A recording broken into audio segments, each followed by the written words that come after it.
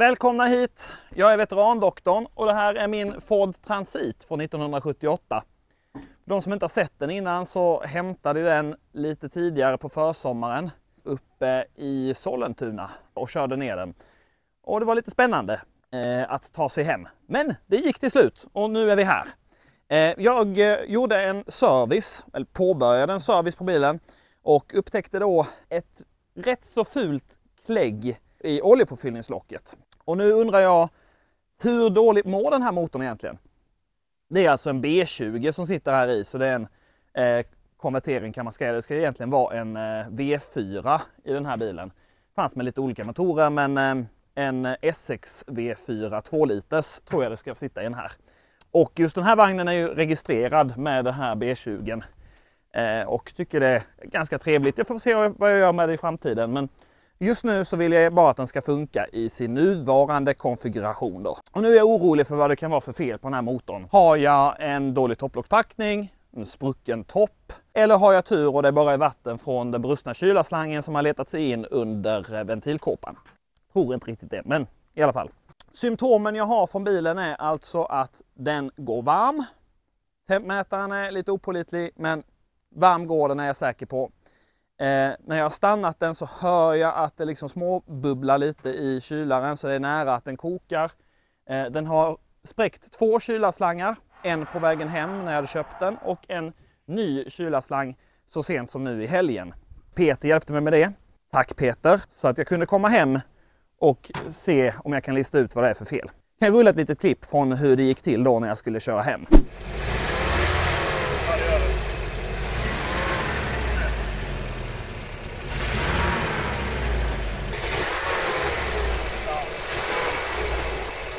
Slangen är en paj. Ny slang som är paj. Det kan ju inte vara. Det måste vara något fel. Det måste vara för högt tryck här. Nu är vi här och jag ska göra 3 grejer för att försöka få lite mer information om hur motorn mår. Då har jag 3 kit här med diagnostisk utrustning.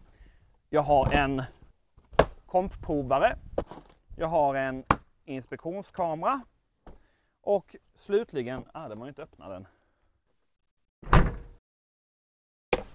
Och slutligen ett cylinderläckagetest. Alltså det är en reagens och en liten, vad ska man kalla det? En liten pipettflaska eller så. Så att man kan fylla den med en vätska som reagerar kemiskt med förbränningsgaser. Någon typ av kolväte tror jag det är den. Det står faktiskt koldioxidläckagedetektor. Så att den reagerar nog med koldioxid. En förbränningsmotor är ju lite som vi. Att den tar syre och kolväten, förbränner det, får ut energi och koldioxid. Och i avgasen är det alltså mycket koldioxid. Kanske något ni känner igen, vet, växthuseffekt, koldioxid. Det har varit lite på tapeten ett tag.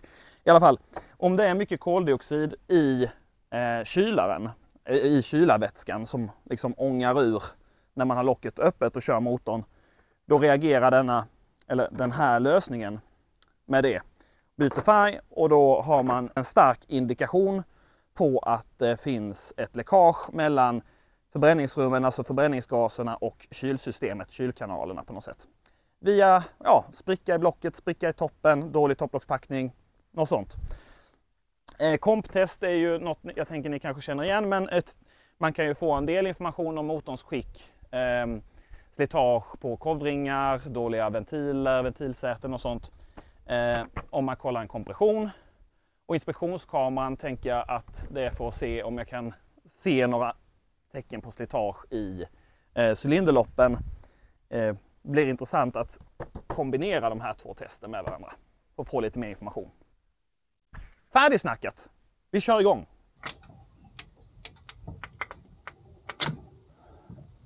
Tar vi en kik på stiften.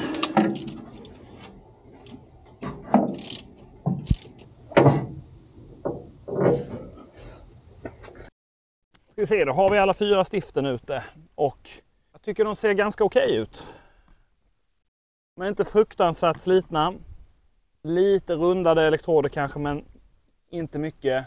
Ser ut att ha Ungefär samma gnistgap allihop. Och de har en lite, vad skulle jag säga, typ en ugnsbakad vit choklad. Ungefär den färgen har sotet på elektroden. Så den går nog ganska okej faktiskt. Och framförallt ser alla 4 likadana ut. Det är likadana stift allihop. Det är ingen som har slarvat med det.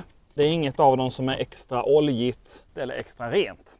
Så det är en bra första indikation. Men nu kollar vi kompressionen också. Innan jag börjar dra runt motorn så kopplar jag ur både bränslet och tändningen för säkerhets skull. En dunk i motorrummet får samla upp från bränslepumpen.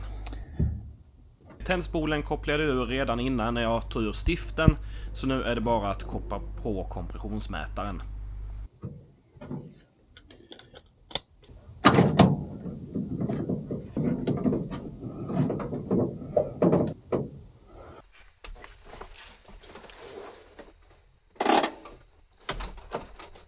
Strömmen på, gasen i botten och så kör vi på startmotorn.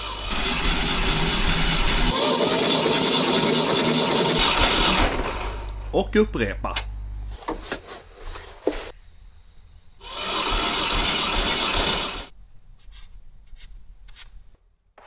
Börjar lovande. Då har vi alltså ett spann från 10,5 kilo till 11,5 kilo. Och då skiljer det ju runt 10% som mest mellan sämsta och bästa cylindern. Och de bredvidliggande cylindrarna, det är inte någon stor skillnad mellan 2 som ligger precis jämte varandra eller så, utan där skiljer det som mest.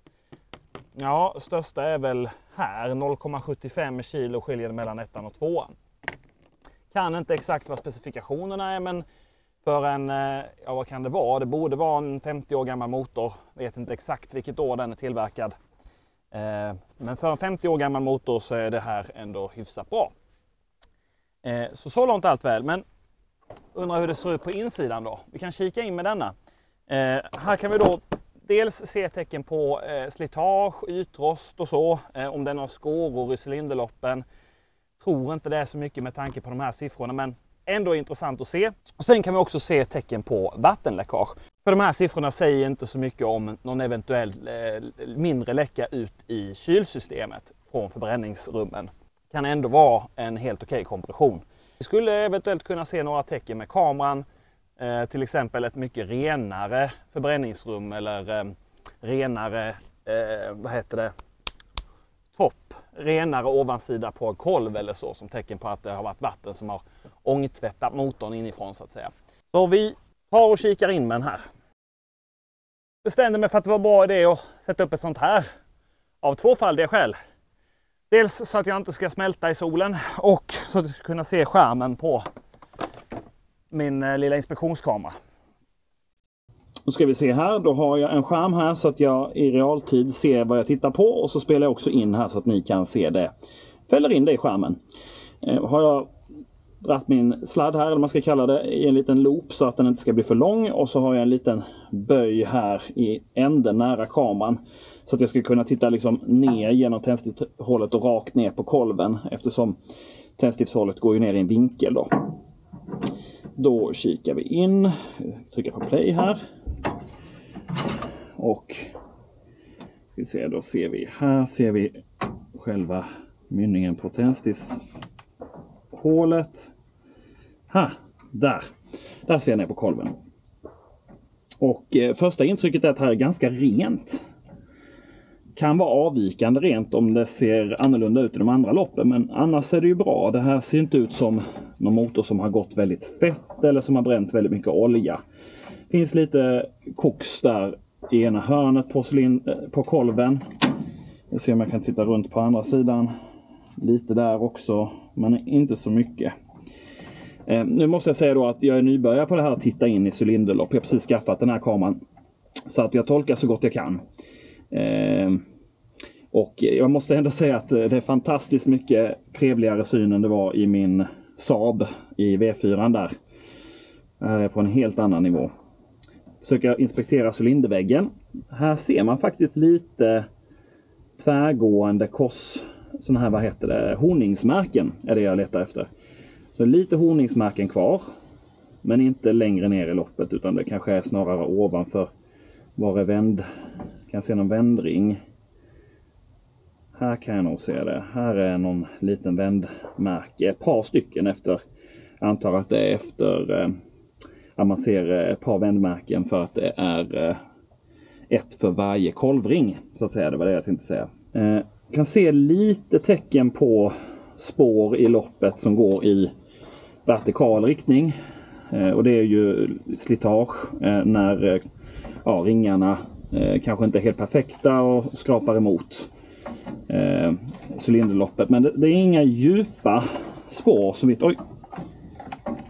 Här är inga djupa spår så vitt jag kan se. Jag försöker titta runt andra sidan. Så jag kan böja den här lite mer. Det är inte helt lätt än. Nu ser jag andra sidan.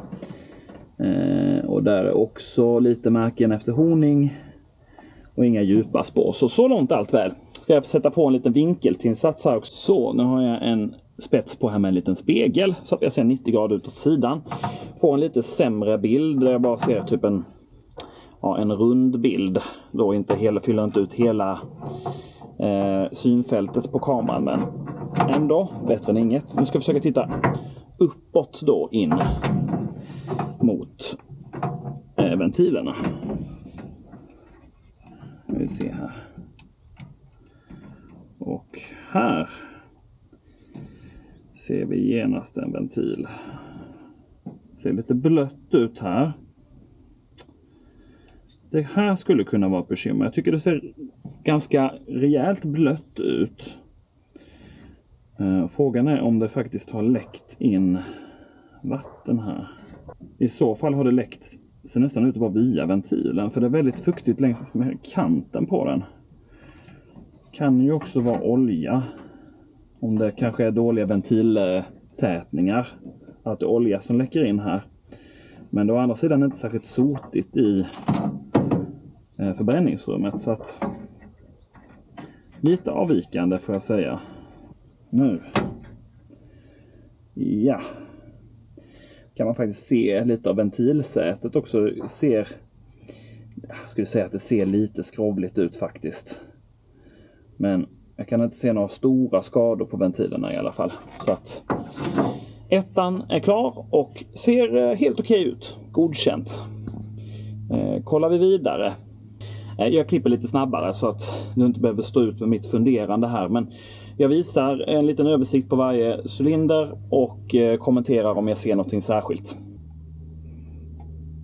Direkt i tvåan så tycker jag här ser lite skitigare ut. Och kolven står ju högre upp så jag ska se om jag kan dra runt så att den går ner. Så där ja.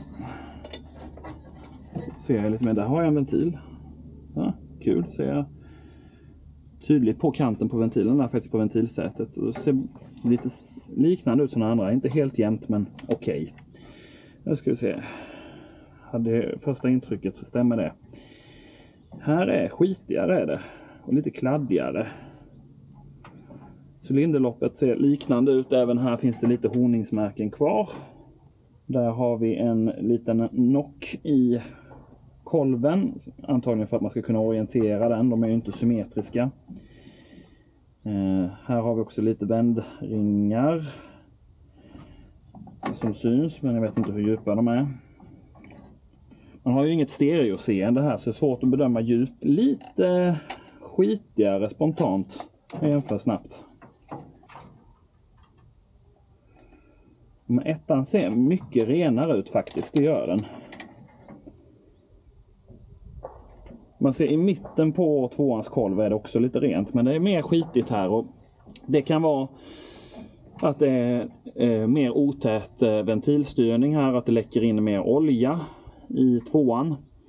Kan också vara så att vi har vattenläckage in i ettan i värsta fall. Ska kolla på ventilerna också. Jag tycker också, nu är det lite dålig fokus tyvärr, men jag tycker också jag ser lite kladd runt ventilen. Lite svart kladd. Skulle kunna vara olja. Ser lite fuktigt ut liksom, inte bara som sot. Det är inte så himla bra bild, men jag tycker här ser lite kladdigare ut rent allmänt. Och sen har vi en betydligt renare ventil där som jag antar är insugsventilen. Den blir inte lika varm. Efter vad jag kan se på den så är den helt okej och hel också. För det är väldigt bökigt att komma åt och få en hel överblick av alla vinklar av vrår. Så man kan ju faktiskt missa någonting på ett helt annat sätt än om man lyfter toppen. Okej, så lite ser okej ut här också, men med reservation för att det var smutsigare här och alltså renare i ettan. Oljeläckage in i tvåan eller kylvattenläckage in i ettan kan det vara. Inget av det är ju bra. Då är vi i trean och tittar, och jag skulle säga att det är ganska likt utseendet på tvåan. Ändå lite sotigare än ettan. Kanske är något mellanting här. Lite renare ändå på kolven. Helt okej cylinderlopp. Här också inga stora defekter. Samma typ av utseende. Här ser det också ganska blött ut alltså. Måste jag säga. Rätt så fuktigt här uppe runt ventilerna. Och fuktigt vid tändstiftshålet. Jag undrar om det är olja eller vatten. Om det var olja så borde det ju vara skitigare invändigt, inte tvärtom. Men inte minst cylinder nummer 4 som jag hade bäst kompression. Hur ser det ut där? Och där rörde sig ventilen också. Rätt kul att se motorn arbeta. Okej, hur ser det ut här då?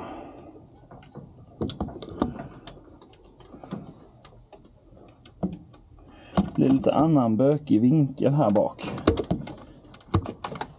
Vi ser.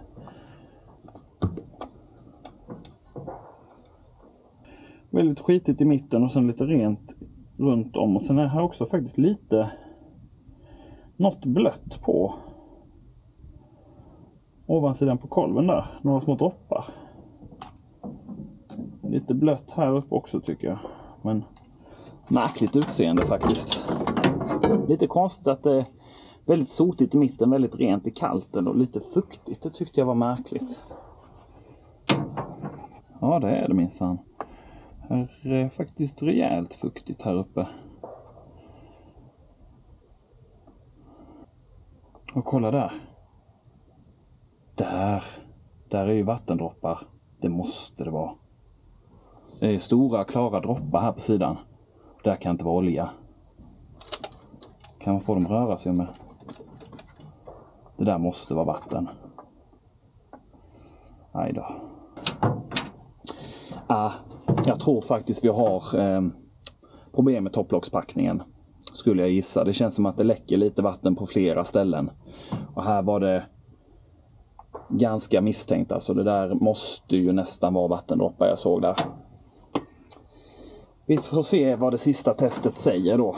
Om där är förbränningsgaser i kylarvätskan.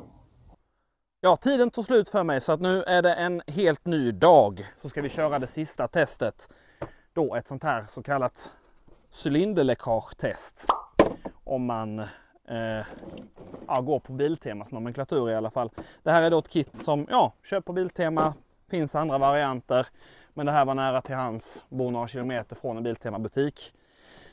Man kan beställa det online också från andra butiker, ännu billigare. Det är en ganska enkel princip i alla fall. Man har en behållare här som man fyller med en indikatorvätska. Vätskan i sin tur reagerar med koldioxid och byter färg från blå till gul tror jag det är. Så har man en liten pump så att det blir som en liten pipett nästan. Så pumpar man upp så att det blir som ett vakuum mot halsen på kylaren eller expansionskärlet om man har ett sånt. Och då får man upp lite ångor från kylaren och där ska det normalt sett inte vara en massa koldioxid. Och det är då ett tecken på att det på ett eller annat sätt kommer in förbränningsgaser i kylsystemet. Vilket ju inte alls är bra. Då måste det antingen vara problem med topplockspackningen eller någon spricka i någon kylkanal eller liknande. Så det här kan vara ett bra test om man tror att man har ett läckage då. Tecken på det kan ju vara överhettning. Det kan vara att man ser att kylarnivån sjunker, eller vätskenivån i kylan sjunker sakta. Ånga från avgasröret om det är riktigt illa, eller att man ser, som jag då, kladd så här på oljepåfyllningslocket. På den här motorn så är jag rätt säker på att det är problem med topplocket.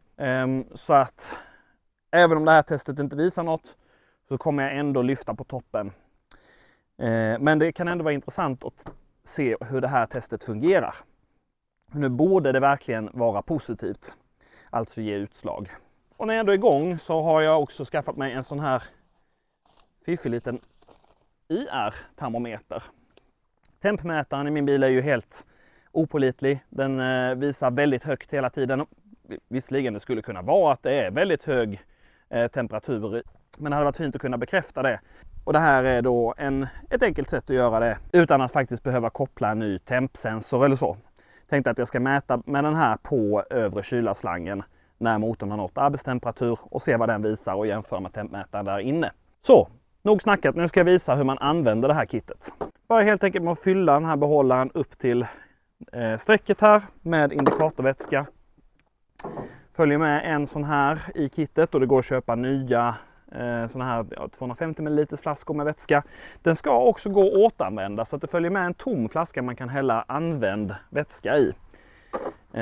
Tydligen så ska man kunna vädra ut koldioxiden så att den byter tillbaka till sin blåa färg och så kan man använda den igen. Vet inte hur många gånger, så det är väl klokt att det följer med så att man inte behöver blanda den gamla och den nya vätskan. Se om jag kan öppna den här med handskar på. Det gick fint. Men den är tämligen blå. Och då fyller jag upp den här till strecket. Sådär. Och så ska den övre delen på. Så att man kan sätta på den lilla pumpbollen. Heter det så. Och sen ska den helt enkelt bara sluta tätt här mot kylarhalsen. Och det finns också en snabbkoppling med så att man kan, om man har en lämplig anslutning på sitt kylarlock eller typ en sån här, det finns ju trycktestar också till kylare med adaptrar man sätter istället för kylarlocket. Och då kan man ansluta en sån här snabbkoppling istället så att man får en helt tät anslutning och inte läcker in några avgaser eller så från motorrummet. Så då blir det ju ännu mer pålitligt. Här är det ju bara gummit som håller tätt. Så att det finns väl en liten risk att man skulle kunna få ett felaktigt positivt test här om man får in, om det inte är riktigt tätt och man suger in avgaser från motorrummet eller så. Men i alla fall, det verkar som att den slutar ganska tätt här om man håller lite tryck. Och så ska man sätta på den här lilla bollen då så att man kan suga upp. Och då ser ni att det bubblar här när jag gör det. Jag ska visa en närbild.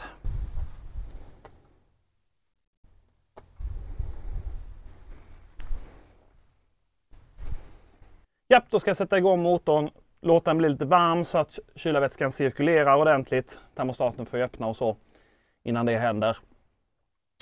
Och sen ska jag göra det här testet så får vi se. Spännande!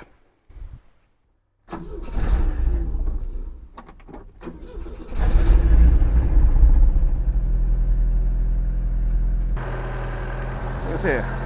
Ganska enkel. Den har en skärm här som visar temperaturen. Och en liten laserprick där som visar vad jag mäter. Så på min hand här är det nu 29 grader. Kan vi stämma igenom handsken. 28 där. Mäter jag nu på kylarslangen. Så är den fortfarande inte varmt där. Vi väntar en stund tills den här visar att det börjar bli varmt.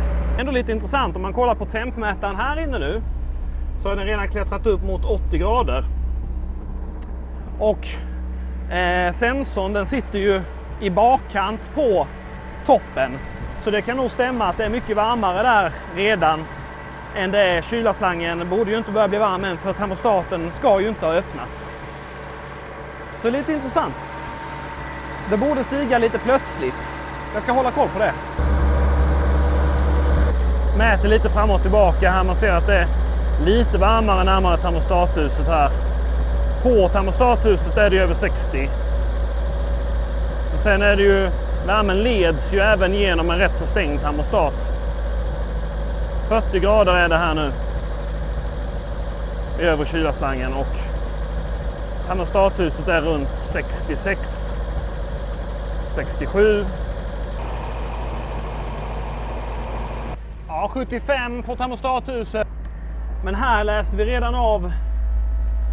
Ja, det där brukar vara ungefär där den landar på arbetstemperaturen. Alltså över 100-110 grader någonstans. Och då sitter ju i och för sig den mätaren där, eller den sensorn sitter ju här bak någonstans. På toppen. Så att det är kanske mycket varmare där redan än det är fram till i termostathuset. Ja, lite intressant i alla fall. Jag får testa den här lite mer mot, jag har inte kalibrerat den. Jag borde testa den mot något som jag vet vad det är för temperatur. Till exempel kokande vatten då. Så länge det är normalt lufttryck, man är på ungefär havsnivå, så kokar ju vatten vid 100 grader exakt. Så att då skulle jag kunna testa den här. Jag får göra det. Återkommer med lite mer detaljer om den här och recension längre fram. Vi ser vad vi visar nu. Och här är det också närmare 70 nu, så nu kanske det är flöde där i, och ni ser det bubblar också. Det där är ju nödvändigtvis inte ett bra tecken. Det kan ju vara avgaser som bubblar igenom där. Det kan vara lite svårt att skilja på, för flödet från vattenpumpen kan också göra att det ser ut som att vattnet rör sig. Men det där tycker jag ser ut som bubblor, gasbubblor, och det ska ju inte vara. Men nu tar vi och gör vårt test tycker jag. Ja, nu börjar det regna, så nu vill jag skynda mig lite. Som ni ser här nu så är den helt blå i färgen. Så kan se mot min rock där. Nu regnar det ganska mycket. Nu ska jag ta och sätta igång och pumpa lite här. Får vi se vad det visar.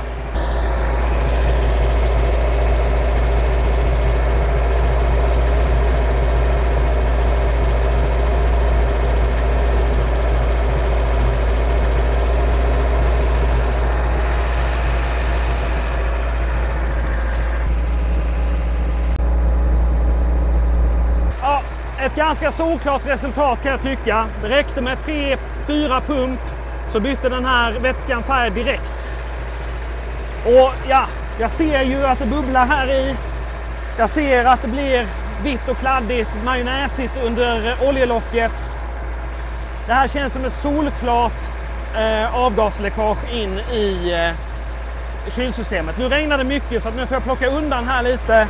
Jag stänger av motorn så får vi prata om vad det här innebär.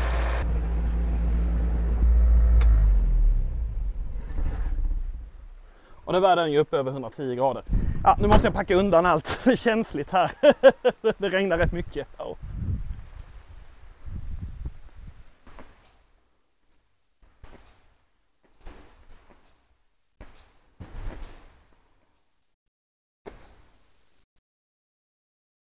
Ja, jag passade på att se om vätskan skulle bli blå igen.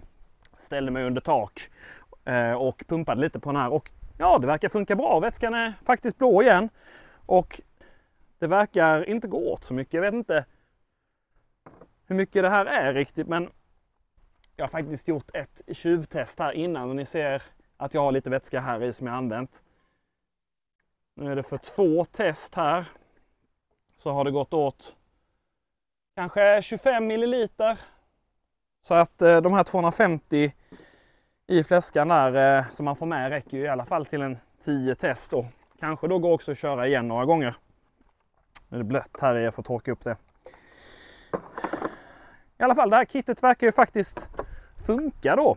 Nu är min motor ett, skulle jag tro, ganska praktexemplar då på cylinderläckage. För det känns ju väldigt tydligt.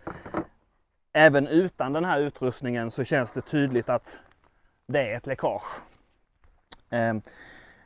Lite nyfiken på hur det här skulle funka om man testade det på en bil där det var ett litet läckage. Jag vet att min kompis Hans som är med på kanalen ibland, han har ju en Mercedes W210 är det väl de heter. En sån här med dubbla runda strålkastare.